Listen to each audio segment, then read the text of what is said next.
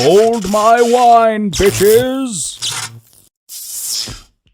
Hey guys, this is Anthony here. Before we start the session, I just want to say I got a lot of feedback on last week's episode.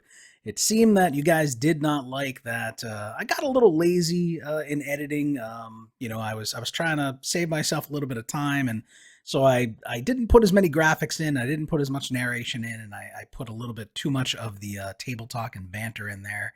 And so that was not well received. Message heard loud and clear. Here comes Sir Persalot sniffing my camera. Hello, buddy. Hello. And I'm trying new things. Obviously I changed the layout recently. That seemed to be well received. Please don't step on the keyboard, buddy. And I'm sorry, I lost my train of thought. And then I've been working on, doing something a little bit different with the thumbnails, and that seems to be getting me a little bit more views. So that's helping out. So I'm trying different things. I'm zigging, I'm zagging, and I appreciate all the feedback. This week, I'm trying something slightly different. In the past, I've always done, mostly every episode was a single session I played, but you wind up with a lot of filler hands that, don't really matter. And, there might only be sometimes in a session 1, 2, or 3 hands that are really noteworthy. So this time around, I tried to pick hands from multiple sessions that I felt were a little bit more interesting, a little bit more action, a little bit more fun. So hopefully you guys will like that. I do have hands from not only the Lodge, but also the New Texas Card House. I've got mostly PLO cash hands, but I also have a PLO tournament hand in there. I even have a No Limit Hold'em hand in there that I thought was vlog worthy. Sometimes I do get stuck playing Hold'em while I wait for a PLO seat. So anyway, let's get into this week's episode. I hope you guys like it. All right, starting us off, I'm playing 125 PLO at the brand new Texas Card House, a beautiful property with delicious and reasonably priced food. In the hijack, I looked down at one of the rare hands with 3 of a kind you can play, King, King, Queen, suited in clubs. There's 2 limpers, I'm in there, the button and small blind call, the big blind folds, and we are going 5 ways to a flop. The flop comes down King, Queen, 8 rainbow, giving me top set and backdoor clubs, but my ability to fill up is severely hampered, and there are a number of cards that will bring in straights on future streets. I lead for the pot of 30, a loose Asian male on the button calls. Loose Asian males are no match for the power of Poker Jesus. The turn is the perfect 4 of hearts, keeping the board very safe for my hand. Once again, I lead for the pot of 90. I know what you have. I still want to see the river. Okay, he calls. Not today, Satan. The river falls safe and the 6 of clubs, bringing in an unlikely straight, and I rip it in. I'll grab on the bottom. So it's Queen, Jack, 10. Quads. Yeah, kings. Quads. Yeah, that's good. I know what you have. I know how you play. Thank you, sir. It's still tied in overtime in 4 minutes. The live $10 straddle is on, and I'm in the small blind holding ace, King, Queen, suited in clubs to my ace. There's a raise to 35 and 1 caller. I make the call, the big blind folds, the straddler calls, and we are going 4 ways to a flop, which comes down Jack 10-4 with 2 diamonds and 1 club, giving me the top end of the straight draw. An ace, king, queen, or 9 will get me there, although diamonds could be a problem, and I also have backdoor nut clubs. Everyone checks to the original raiser, who bets 75, and I make the call. The turn is a safe one, falling the deuce of clubs. I check, my opponent bets the pot. I just don't believe him, and I go with it, ripping it in for my last 250. We agree to run it twice, and the rivers are the 9 and 4 of clubs, giving me the nut straight and aces up, which is good for the scoop. Thank you, sir. Yeah, sometimes even Poker Jesus slums it in the No Limit Hold'em streets against all of the worst that humanity has to offer, because I'm forced to wait for a seat to open in the PLO games. Don't they know I'm PLO royalty? Anyway, here's a fun one where I run pocket queens into kings and jacks. Alright, we had a raise under the gun with jacks, smooth call by kings, I re-raise with queens, shove. Alright, we're going twice here? We're going twice. I just want one of the boards. I just want to break even here. Wow. Oh, he gets a jack. Oh, yeah. King.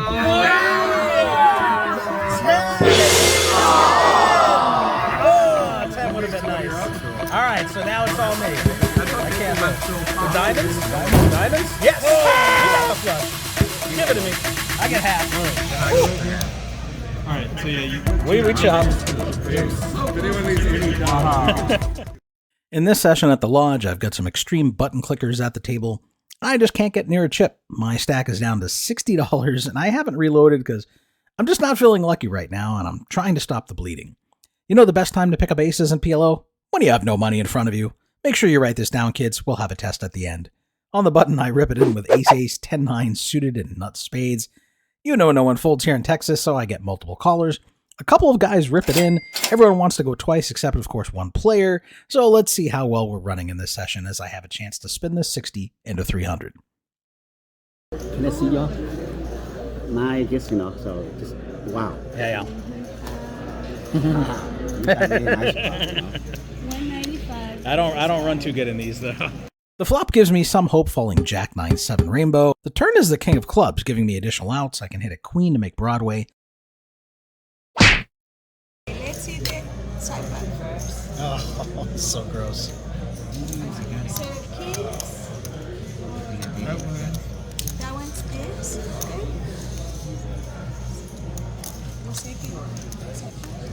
Okay. The second. Wow. And Oh, I made the queen 10. Yeah. straight. Just had him crushed. No good. This. All right, this is a fun one from the Lodge's Wednesday night PLO quote-unquote free roll, which will cost you $245 if you want all the chips, more if you're a degenerate maniac. Registration closes very soon, and a new player has arrived and just paid the initial $30 buy-in to get a starting stack, and he's seated on my immediate left. I know his intentions already, which is why when I look down at ace-ace 7-6 suited and hearts to my ace, I limp in, expecting him to initiate action, and action he does as we wind up all in 4 ways just before the close of registration. I managed to film the exciting conclusion of this hand, and we see we're up against some pretty junky holdings: ace 7-4-3 suited in spades, 7-6-6-4 suited in clubs and diamonds, and jack 9-8-7 double suited in diamonds and spades. Looking at the equities in this 4-way matchup, we have almost 38%, with the jack 9-8-7 double suited next with 33%. But there's no running it twice in tournaments. We're going to have to win this run out, so let's head to the flop. clubs though, right? All right, we're all in 4 ways in the PLO. All these pieces of cheese. She's got the jack 9-8-7, 1 suit. Here we go. Can we get there? Well, hearts. Let's go. There we go.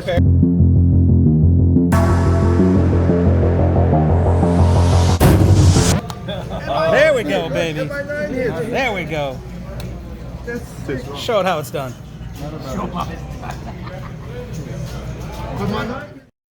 All right, the final hands of this vlog are going to be pretty bonkers as I'm at an action table and I wasn't originally vlogging this session.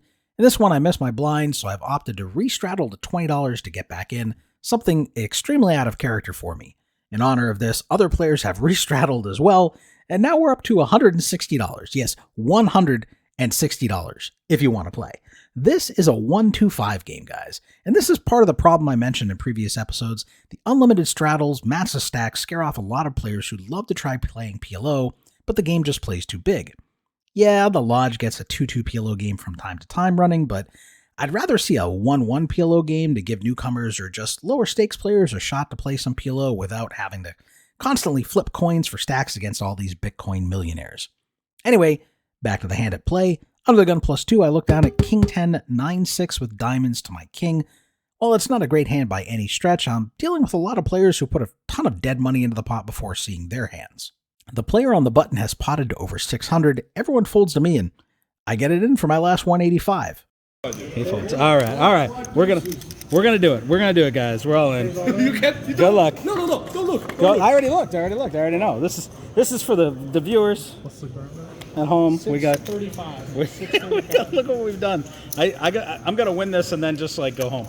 The player on the $40 straddle calls, the guy in the $80 straddle folds, and Action Jackson in the 160 isn't going anywhere and calls as well. So now I have a chance to spin my $185 into over 800. I just have to dodge the minefields, as the player on the $160 straddle only runs once. The flop comes down reasonable, 10-3 deuce with 2 spades. I've got top pair, some backdoor possibilities, but nothing amazing.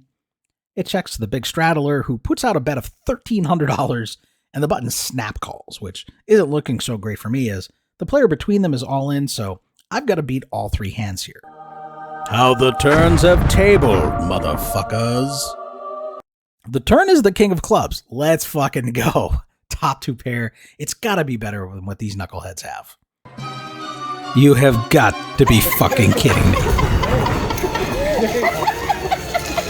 The river falls the 5 of diamonds. Looks relatively safe, and of course, you know how good I fucking run, right? The guy in the $160 straddle turns over the mighty 8, 6, 4 deuce, no fucking suits. Yeah, just called massive raises pre-flop with it, flop bottom pair and a gut shot, and bombed the flop and was rewarded. You know what would be fun? Let's look at some equities. I'm sure the math would never lie to me. Now, this obviously only shows my matchup against this one opponent's hand. It doesn't take into account whatever anyone else had, because I don't know. Pre-flop, we're a solid 2-1 favorite. On the flop, we're still 60%. And on the fucking turn, a whopping 85% to beat this button clicker. Yes, I fucking know. I know that I could only count the equity when the money went in, but let me be fucking miserable about being so far ahead after the turn, only to get fucked on the river as usual. I can see why so many players around me are misregs. This shit is just fucking brutal. Watching some of the worst plays get rewarded at your expense time and time again. Alright, that's enough bitching for me. Let's go to the next hand. The very next hand, we're in a double board bomb pot in the cutoff, and I'm holding 10-7, 6-6 rainbow. We've seen 2 boards that have come 7-7 deuce with 2 hearts, and king jack 6 with 2 clubs, so I flop trip 7s and a set of 6s on different boards. I've gotten all the money in after a player shoved for his last 25. No other players have come along. The turns fall the 8 of hearts and the 4 of diamonds, the river the queen of hearts and the 4 of hearts. My opponent shows down king jack 8-5 with king high hearts. Having flopped top 2 pair on the board, I flopped a set of 6s, and then having a flush draw on my trip 7s board. Looking at the equities, I'm almost 73% on the top board and 78% on the bottom. Just a monster favorite as usual in this spot, but unfortunately, he's able to escape with half. Hey, where are you going? We are not done gambling yet, as once again, the very next hand, I pick up a premium in the hijack, king queen, jack 10, double fucking suited. I've survived the last 2 all-ins. Surely my time is now. There's a limper, a raise to 20, the short stack pots all in for 80, I repot all in for 230, the limper who only put in $5 suddenly has a hand to call 3 raises, and now the guy with all the money who, of course, only runs 1 time decides he's got to get in there, he repots it, and we are at risk. The guy who only goes once repots. So 3 hands in a row, putting ourselves at risk. We've won 2 out of 3, right? We've survived 2 out of 3. Can't we survive 3 out of 3? Right. Oh my God. I guess we're going once. I guess I just want to scoop then. You want to come sweat it? You got to come sweat it. I mean, come on, touch him. Give him some luck. Like, oh, sorry. Here you go. Look, you can look. I already see. Oh, you see? Okay. Yeah. All right, I'm eligible for the main pot plus my side pot totaling $770. This is my chance to This is my chance to get unstuck. If I lose this, I think I'm calling it quits. Fuck you! And of course, the flop falls ace 8-4 with 2 clubs. The one time I don't have aces or clubs. I'm going to need some runner help, I think. The turn falls the 6 of diamonds and the river the 3 of diamonds. And once again, we see a deep-pocketed gambler rewarded as he turns over jack 8, 8 deuce with 3 fucking diamonds. Oh, but that's not even the worst part of it, guys. No, the worst part is that the guy who went from limping for $5 to stacking off for piles shows up with king 10, 9, 8, which means the case fucking 8 found its way to the flop to reward the guy who had everyone covered. The short stack doesn't show his hand, so I only have equities for the 3 hands we've seen, but looking at them, once again, I am a massive fucking 50% equity against the other 2 knuckleheads, and the guy who wins has the worst of it with 20%. Sometimes I swear I'm on the Truman Show, and you're all just waiting for me to snap. The other guy has king 10, 9, 8, so hit the case 8 there on me. But you and I had similar hands, sir. Very similar. I'll show in a second. Yeah. Just double suited rundown. Just a monster. King High good? No, King High's no good. I'm no good. No, I almost had a flush. If you got an ocean, you might have a chance to get the flush, but he's got all the. This was a hard one, man. Some of these hands were very recent, especially the last 3 hands there were all within, I think, the past week. So it's it's a wound that still stings. It's really frustrating when you're in there and you're playing well, I would think, and you're losing to 8-6-4 deuce rainbow and jack 8-8 deuce 3 diamonds. Hands that shouldn't be in there. And I get it. Like you want them playing bad. You want them in there, but like, do they have to get there every time? This game will take its toll on you. And I really, it's starting to eat away at me. It's making me jaded. Like you just sit there and you wish evil things upon all these people getting lucky against you. And, I try to maintain a happy, friendly demeanor at the tables, but sometimes, man, good Lord, it's just, how much can you take, And I'm sick of fucking having to flip coins for stacks with these guys, this unlimited straddle bullshit and fucking match the stack, and this game's play so huge. It's frustrating. And I've had people who've, come to me who watch my channel who are like, yeah, I'd love to play PLO, but this guy is $8,000, this guy is $12,000. They know the game is playing huge and they've got, $400, $600, whatever it is in their pockets. They know they don't have a chance, so they just don't play. And, I don't know, like, I'm thinking maybe I put a 1-1 PLO game together somewhere here in Austin. Maybe it's a weekly game. Maybe it's a meetup game. I don't know. But if that's something that interests you guys that are watching the channel, a $100 to $300, $100 to $400 buy-in, no match the stack, or maybe just a 50% match, no straddles, or maybe just a single under the gun straddle, something where you can actually play fucking poker. You don't have to sit there and deal with all these guys who just have infinite fucking money and they just want to, jack up the variance and force you to play 40-80 in a 1-2-5 game. That would be more fun for me, I think. And it would be a nice break. And it would, so if you're, in the Austin area, if you'd be interested in playing, like a 1-1 PLO game, leave some comments down below. Let me know what you're interested in, as far as like buy-ins. Here comes Sir Purrs again. Hello, buddy. Buy-ins, times and days of the week, and where you'd want to play, what card room you'd be interested in playing it at. And, I'll see if there's enough interest. I'll try to put something together, and, it'd be great if it was, a weekly game or something. I'd be down for that. And it would be something I'd vlog, so, you could make the channel as well, so that would be fun. So anyway, if you're thinking about poker as a job, make sure you have, other interests and other, avenues, plans B, C, etc. Because I'm telling you, man, it doesn't matter how good you play. Like, the math doesn't fucking care that you got your teeth kicked in, as a 90% favorite over and over and over. It'll just keep doing it to you. The long term is very long term in this game. And I think it was maybe Jonathan Little or somebody who said something like, you will run worse than you ever thought possible for much longer than you ever thought possible, especially live. So it is a brutal game out there. I'm trying to keep smiling. I'm trying to not let it turn me into a misreg where I'm just soulless and numb. And maybe that's why I get so emotional, because I still feel it, I get that, entitlement tilt, you're like, I fucking deserve to win. Like, I'm losing to these fucking monkeys, and it's that mental game that you got to work on too. That's really important to maintain that even keel, so that you don't start, playing like a fucking idiot, to try to, just like, oh, well, they're playing like a fucking idiot and they're winning, I'm going to fucking do it too. It doesn't work. It doesn't like you're not going to run that good. You're not going to run as good as these guys. So anyway, I'm rambling enough. Thank you guys for tuning in. I hate fucking poker, and I'll see you next week. Like and subscribe, bitches.